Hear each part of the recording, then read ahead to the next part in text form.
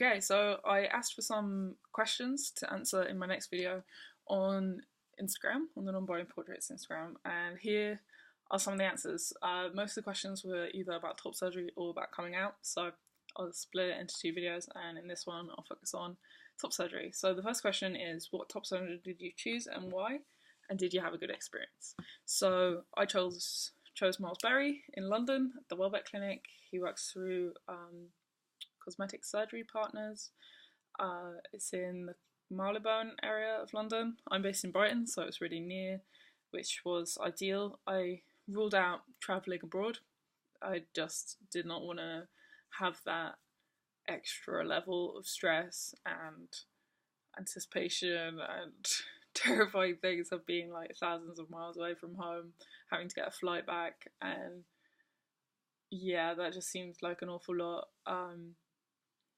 And in the end, I just could not get my head around doing that. So I was looking at surgeons in the UK. In terms of private, there's Yelland, Berry, and Nishaw, who I kind of considered. I'm not a big fan of Yelland's work that I've seen. Miles's incisions seemed amazing. Like, the scars come out really neat. And I know quite a few people who've had surgery with him recently, so I went for a consultation with him. I didn't have the best experience of the consultation. I was pretty upset afterwards, pretty panicked that that was kind of it. I have to start again with, the whole search and the whole figuring out what I'm doing, because I had my heart set on that going well. But I took some time and decided that I was going to go ahead, and that was the right choice for me. Just there was some compromises to make with the outcome of my chest. But when I was kind of working that out, I was sure I wasn't going to travel, so Miles was the best option. There's Nishaw in Hull, but he's a lot more expensive. Yeah, I had a really good experience of the actual top surgery. The day was brilliant. The stay overnight was great. The nurses amazing. Yeah, no real complaints, and my recovery is going pretty smooth. I got a little infection, but other than that, amazing. Okay, so next question. Was it hard to get top surgery as a non-binary person? Not really, because I went private. So if I'd stuck to the NHS route, yeah, a bit more complex than just going and saying, oh, I'm a trans guy and I want this and I want testosterone and bottom surgery, like, just because you have that narrative that they're kind of expecting. I went through gender care, so that kind of bypassed some gatekeeping. I saw Lorimer and Lenihan, and I do get the feeling that if I'd seen Lenihan and said I was a lol, if I was a trans guy, just binary, I want he, him pronouns, I need a man's name, all this kind of, like, just fitting this kind of narrative, that it would have gone smoother. But ultimately she did approve me in that appointment for top surgery. So it wasn't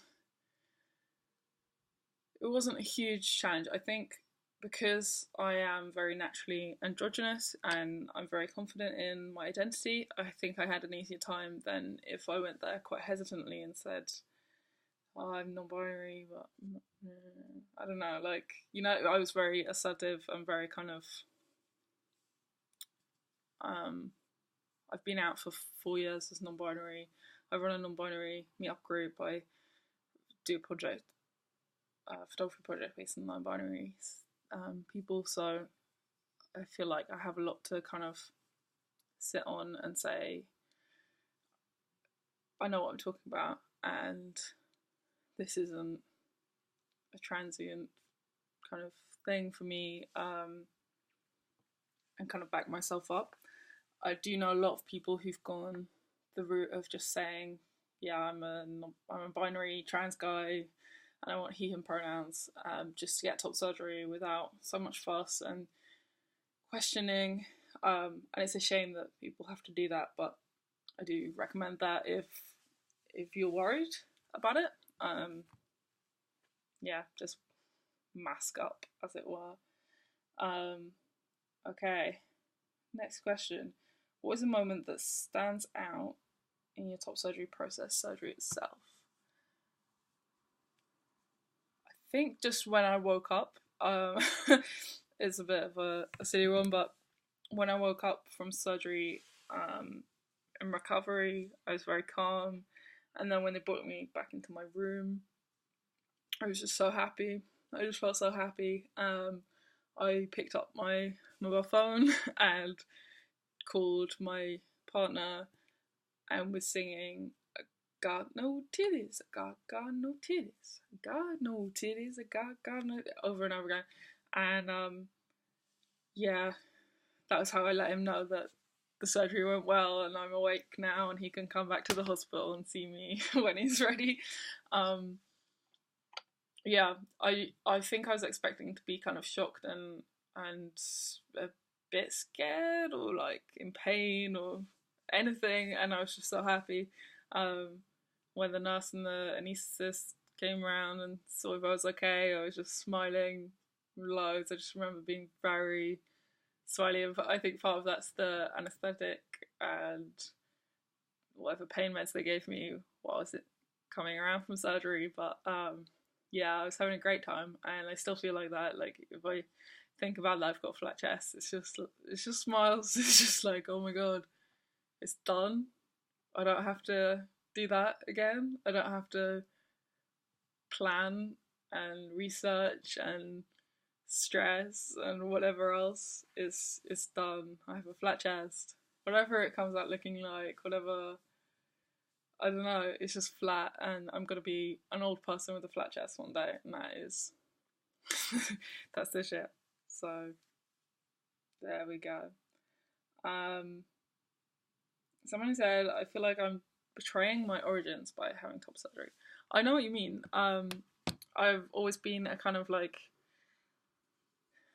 super into being my natural self, and I think the word is kind of it's kind of silly. It's nothing's really natural now. Has it ever really been that natural? It doesn't matter. It doesn't matter whether it's how you're born or not. There's a lot of things we change about ourselves. I mean, I've always, well, I haven't shaved in so many years. I haven't shaved my legs or my armpits or anywhere. I tend to just give myself haircuts and don't really do much with my eyebrows, although I like them looking a bit nicer.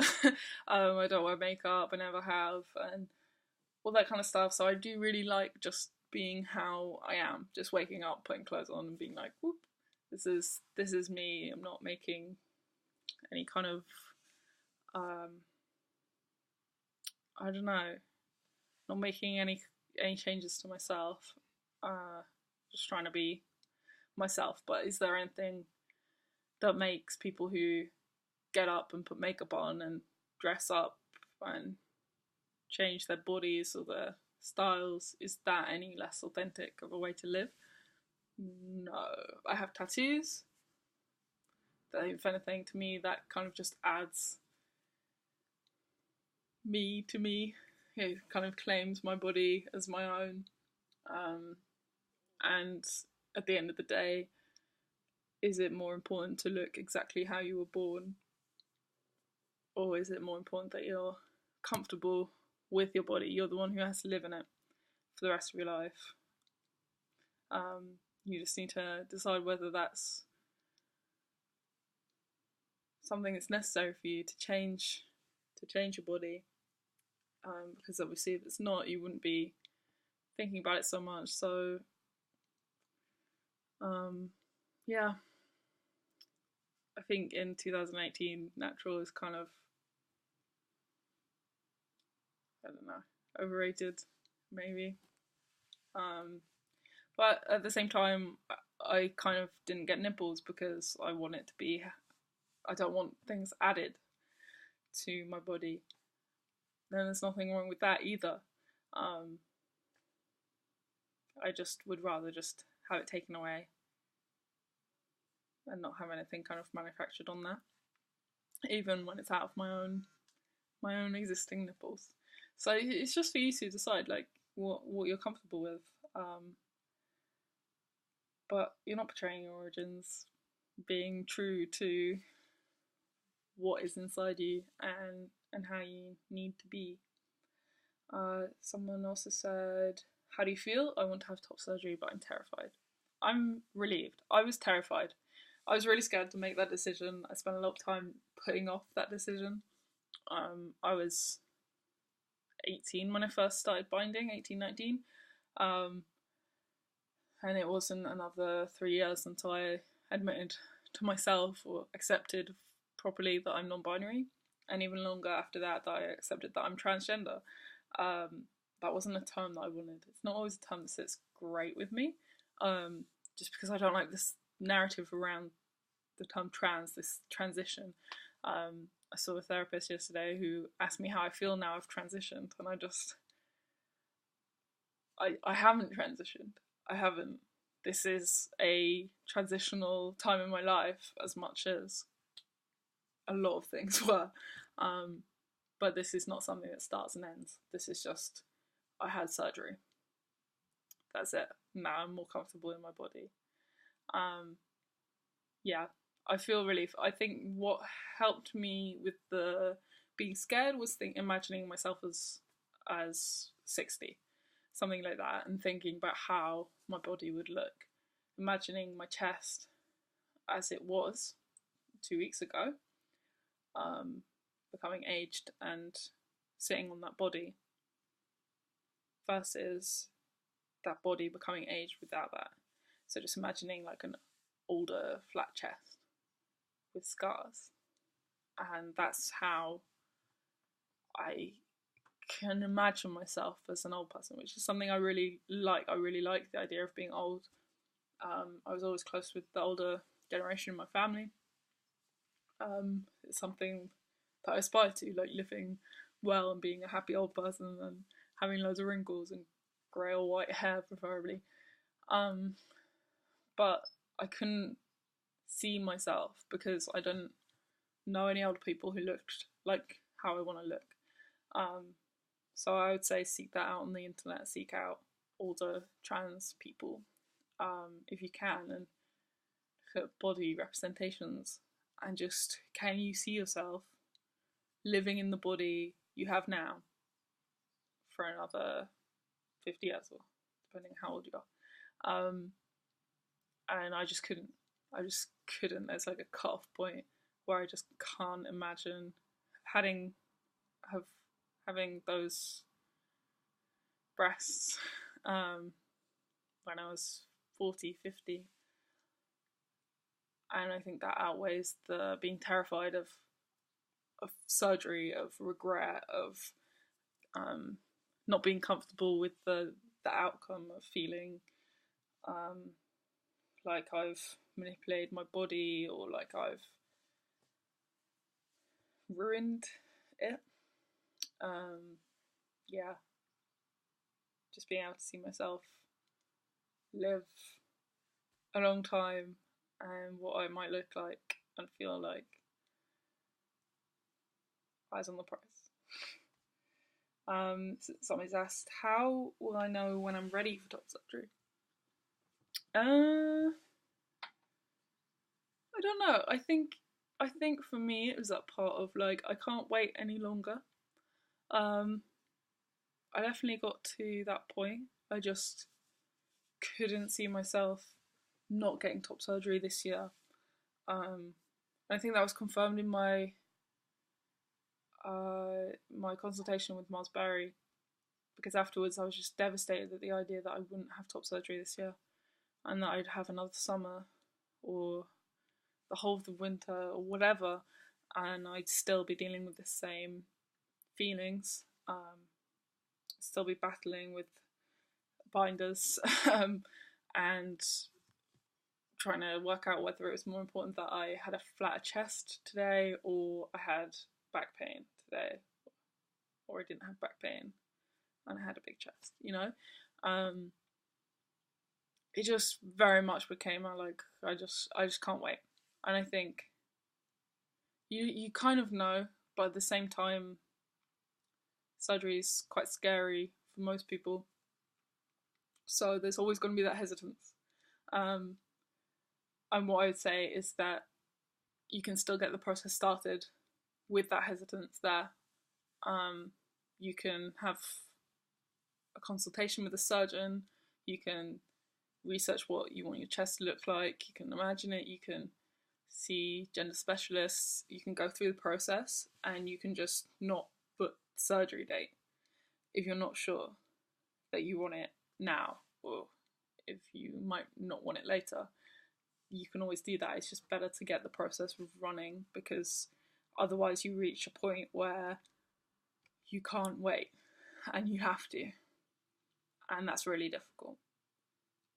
And but at the same time, that might be what forces you to get it, and to let go of any kind of I'm not sure if I'm ready kind of conversation that you're having with yourself.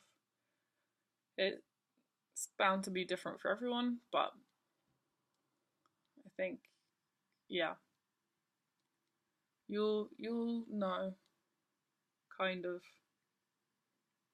You just gotta go with it, go with your gut, and try not to think about the practicalities of surgery too much, because that's that scary bit. And actually, in reality, my experience was that the surgery, the practicalities are so much easier and so much less scary than I'd ever anticipated them being. I built it up so much in my head that I was scared. And I didn't need to be. So, yeah. Go with your gut. And don't rush anything. But start the process. Because gatekeepers. Anything else? Everyone's asking about nipples. I decided against nipples because, and yes, it was my choice. This wasn't like the surgeon said, oh, I don't think we can do anything with those nipples. I think they can work with anything. My nipples were not to my taste. Very pale. Not 10 out of 10 nipples. There's nothing wrong with them, just didn't rate them. I didn't like the way they looked. I did worry a bit about losing that kind of sexual sensation with my nipples. But now that it's gone, now they're both gone, it's not something that worries me. Maybe that's because it's so matter of fact they're gone, I can't get that back, but it's not, it just doesn't feel like it was ever a priority. I was nervous to find out whether it would be. I prefer the aesthetic of no nipples. I already said that I just don't like the idea of stuff being put onto my body. I prefer the idea of it being taken away, which contradicts my tattoos. But I am a contradiction.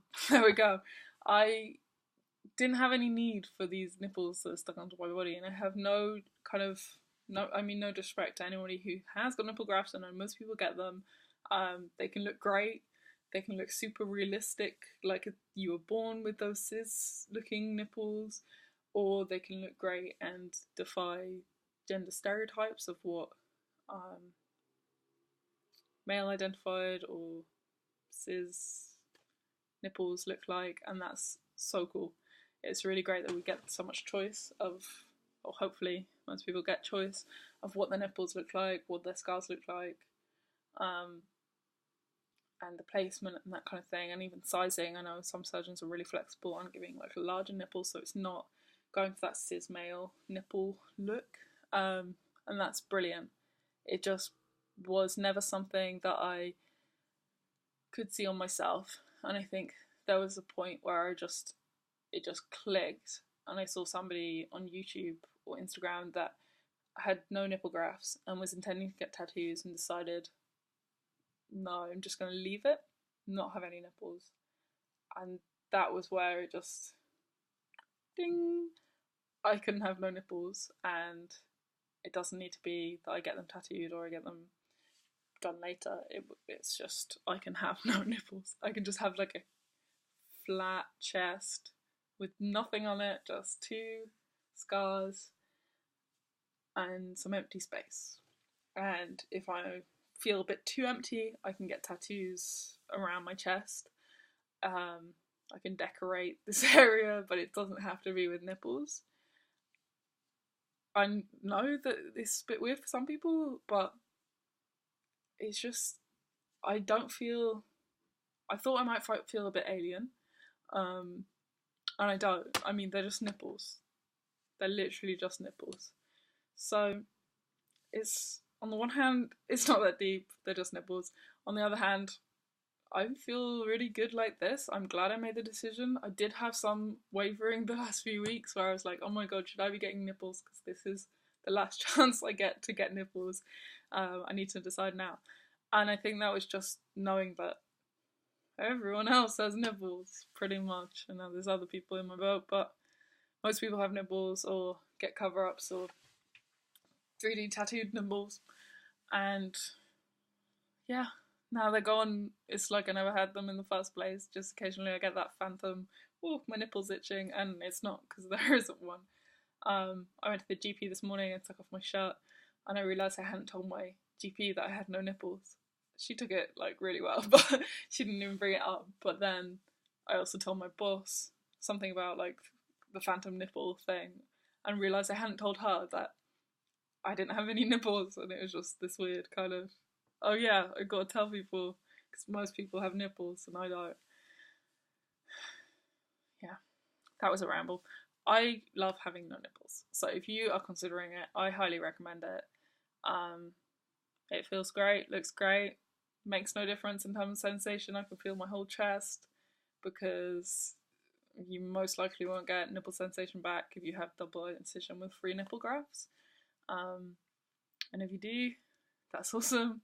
If that's important to you, then talk to your surgeon about it and consider having a pedicle or just, fingers crossed. But that wasn't something for me. So there, I can't stop talking. Okay, bye.